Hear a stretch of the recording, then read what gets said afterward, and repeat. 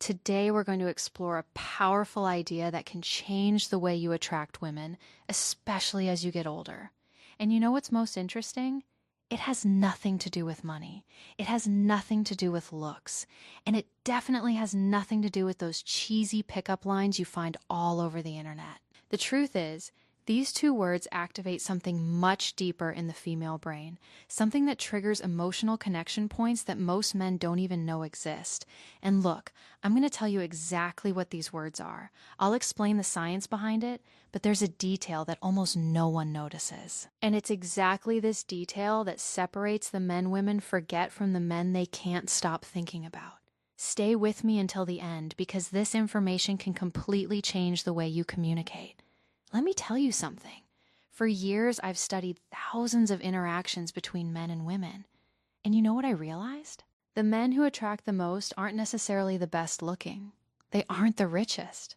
They're the ones who master one very simple thing: direct emotional communication. While most men are spinning their wheels in empty conversations, trying to please, trying not to offend, the men who really stand out do something radically different. They use two words that act like master keys to the female subconscious. You see, the human brain is hardwired to respond to certain communication patterns. And these two words, when used the right way, create what we call positive emotional anchoring. So, let's go. The first word is I want. It sounds too simple, right? But listen to what happens when a man says I want with clarity and confidence. First, he is taking responsibility for his own desires. He's not asking for permission. He's not testing the waters. He is being direct. And here's a secret of female psychology. Women are attracted to men who know what they want. Why? Because it signals leadership. It signals that you are capable of making decisions, that you won't dump the responsibility of choosing onto her shoulders. Think about it with me. When you say, I don't know, maybe we could do something later if you want, what are you communicating? Insecurity, fear of rejection, lack of direction. Now, compare that with, I want to take you out to dinner on Saturday. I know an incredible place. Feel the difference. You aren't begging. You are leading. You are creating an experience. And look, this isn't about being aggressive. It's about being assertive. It's about having the courage to take up space in the world and say, this is what I want. When you do this, you activate something in her brain called sexual polarity. You position yourself as the masculine force that takes initiative and that naturally awakens the feminine side that wants to be led. The second word, and this is the one that changes everything, is I appreciate. Now, pay attention, because this is where the magic really happens.